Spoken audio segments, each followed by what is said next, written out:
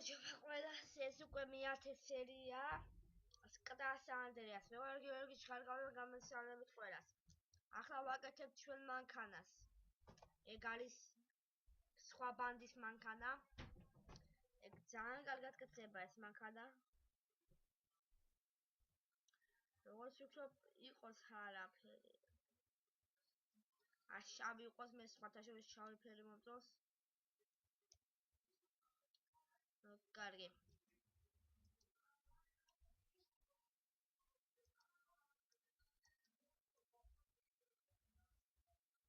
აგი ჯობია.